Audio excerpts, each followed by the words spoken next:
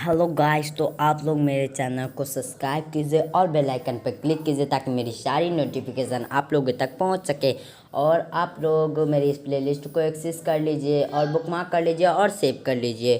तो अब हम चलते हैं, अपने वीडियो शुरू करते हैं। उससे पहले मैं अपना इंट्रोडक्शन दे देता हूँ। मेरा नाम सौरभ गौतम है, मैं क्लास 6 में पढ़ता हूँ।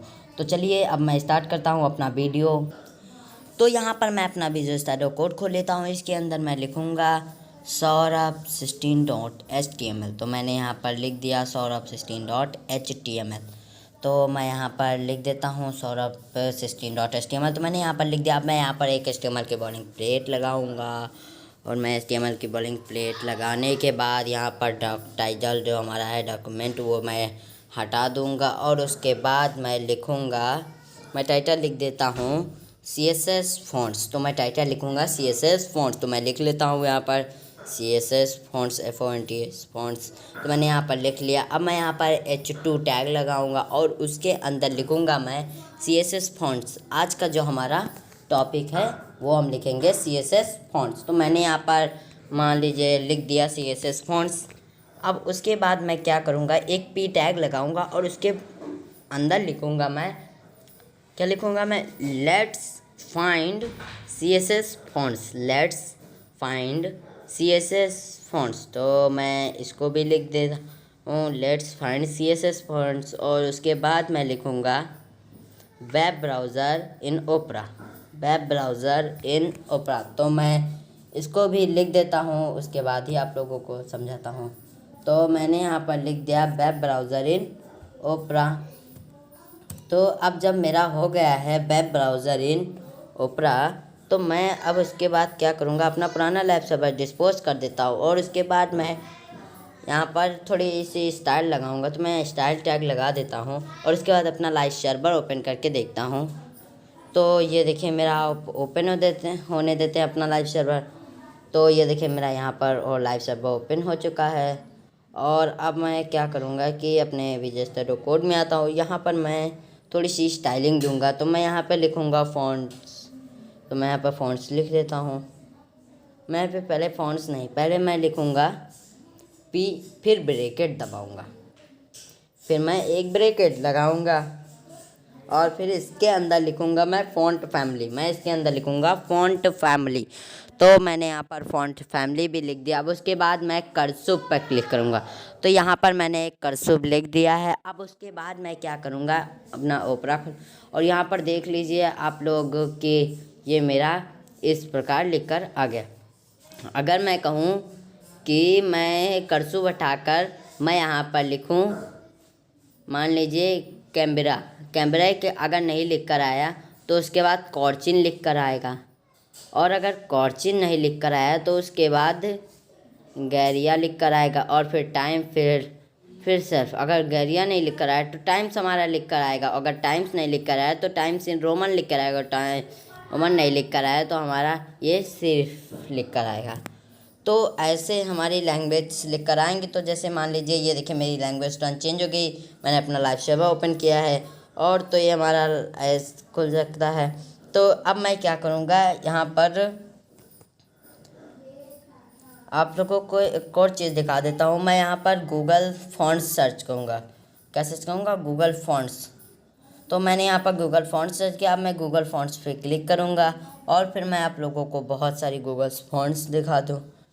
तो उसमें से हम कोई भी लैंग्वेज सेलेक्ट कर सकते हैं और कोई भी स्टाइल सेलेक्ट कर सकते हैं। जैसे यहाँ पर मुझे लैंग्वेज दिखा तो हम कोई भी लैंग्वेज में इनको ले सकते हैं और कैटेगरीज भी इनकी किसी भी कैटेगरीज में ले सकते हैं और किसी भी फॉन्ट्स प्रॉपर्टीज़ भी ले सकते हैं।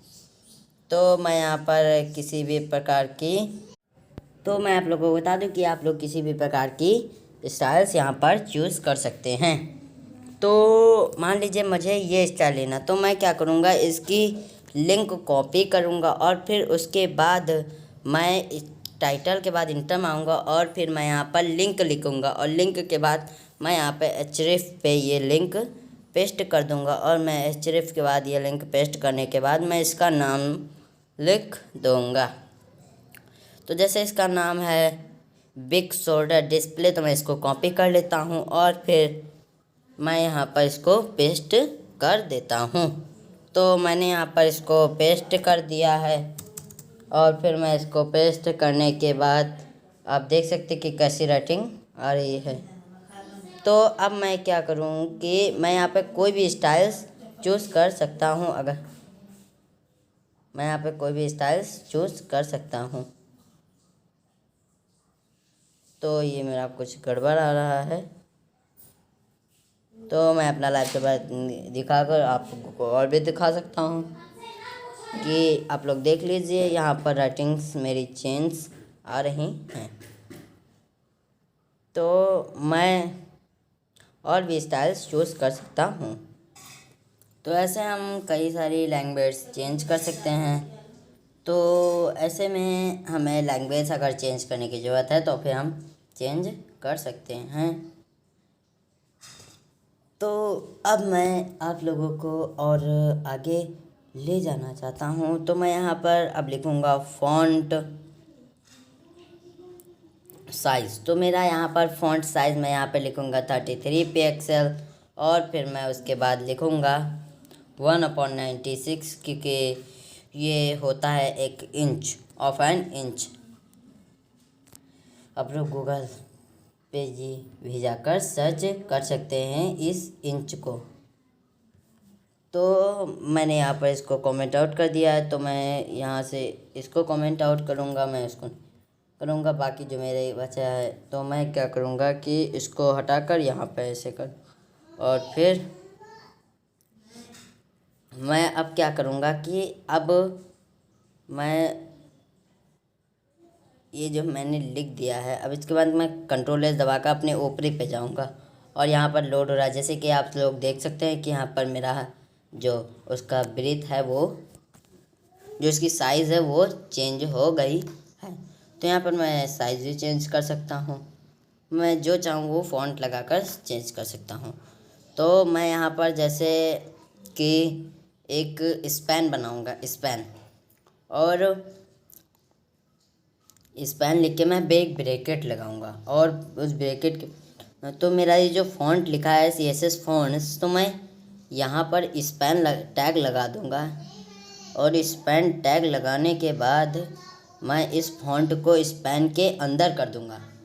तो मैं इस फ़ॉन्ट को स्पैन के अंदर कॉपी कर पेस्ट कर देता हूँ और फिर मैं जो स्पैन के बाहर वो फ़ॉन्ट हटा देता हूँ। तो अगर अब मैं कहूँ कि ये जो मेरा फ़ॉन्ट वेट है ये कर दे,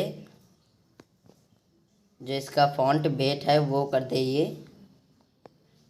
फ़ॉन्ट वेट इसका कर दे फ़ॉन्ट स्टाइल, तो फ़ॉन्ट वेट इसका कर दे बोल्ड। मैं यहाँ पर फ़ॉन्ट वेट इसका बोल्ड करूँगा और तो फिर मैं इसको बोल्ड कर देता हूँ और फिर अपना ऊपरे पे जाता हूँ। तो मान ये देखिए आप लोग कि मेरा ऐसे बोल्ट हो गया। तो मैं इसको ऐसे बोल्ट भी कर सकता हूँ। तो अब मैं यहाँ पे लिखूँगा फ़ॉन्ट स्टाइल। फ़ॉन्ट स्टाइल मान लीजिए मैं लिख दिया इटैलिक। मैंने यहाँ पर फ़ॉन्ट साइज स्टाइल लिख दिया इटैलिक। तो यहाँ पर अब आप देख सकते हैं ऊपर में कि ये मेरा जो फ़ॉन्ट साइज है वो इटैलिक में आ गया है। तो मैं इस डॉट को भी फ़ॉन्ट के साथ अंदर कर देता हूँ और फिर अब मैं क्या करूँगा कि यहाँ पर मैं लिख दूँगा। तो मैं यहाँ पर आप लोगों को एक और चीज़ बता दूँ, तो मैं यहाँ पर आप लोगों को बताना ये चाहता हूँ कि लाइन हाइट क्या चीज़ होती है। लाइन हाइट क्या चीज़ होती है? जो CSS फॉन्ट्स जो मैंने हेडिंग डाली थी और let as CSS font web browser in Opera, ये मैंने पैराग्राफ लिखा था, इनके बीच में कितनी डिस्टेंस होती है लाइन हाइट का मतलब वही होता है। तो मान लीजिए मैं यहाँ पर लिख देता हूँ कि 1/8 EM। तो मैं यहाँ पर 1/8 EM लिख देता हूँ। तो जैसे आप लोग देख सकते हैं कि अभी जो इनके बीच में जो डिस्टेंस है वही EM होती है। तो मैं आप लोगों को अगर मैं यहाँ पर 9.8 EM कर देता हूँ और फिर ये मेरा लोड होने देते हैं आप। तो यहाँ पर मैं आप लोगों को ईएम के बारे में बता दूँ। ईएम का मतलब होता है पेरेंट्स से ऊंचा। तो इसकी पेरेंट्स की जो हाइट होगी उसके इतने दुगना 9.8 दुगना। तो यही ईएम का मतलब है। और मैंने इसको अपना क्रोम खोला था, तो यहाँ पर मैं अपना क्रोम खोल दिया था। तो इस वीडियो के लिए इतना ही गाइस। अगले वीडियो में फिर मिलते हैं। Bye bye.